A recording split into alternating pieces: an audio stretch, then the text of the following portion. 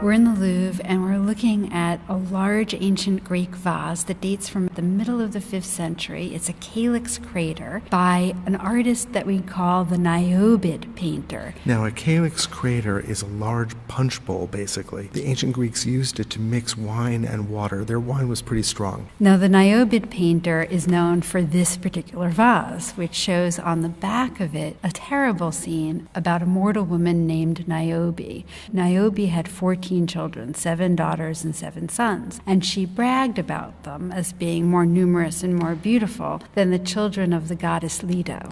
That was a bad idea. You never want to display that kind of hubris to a god or a goddess. And in this case, Leto's children happened to be the god Apollo and the goddess Artemis. Now, Apollo is associated with the arts, with music especially, with the sun perhaps, and Artemis is the goddess of the hunt. And both of those children here exact revenge for their mother.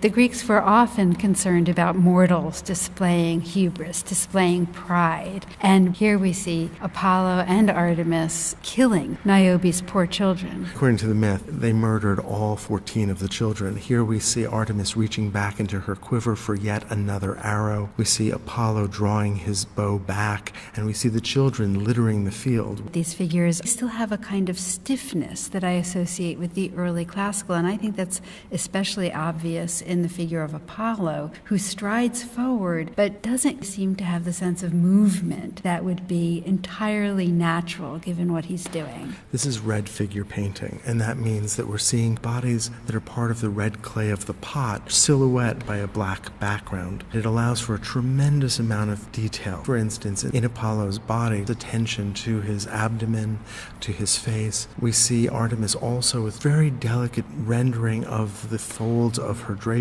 Notice that both the goddess and the god are rendered in perfect profile, whereas the dying children are more frontal or 3/4. But there's a stiffness there. This is a period that we call the severe style, and it's just this moment when the archaic is becoming the classical that we know, for instance, from the sculptures of the Acropolis. So the other thing that's so obvious here is that where Greek vases before this had the figures on a single ground line, the figures occupy different levels. It seems as though the artist, the Niobid painter, was attempting to give us some sense of an illusion of space, with some figures in the foreground and some in the background. Oh, they're all the same size. That's right, there's no diminishing sense of scale. But we get a sense of the idea that there are different ground planes when we look at the tree on the upper right of the scene.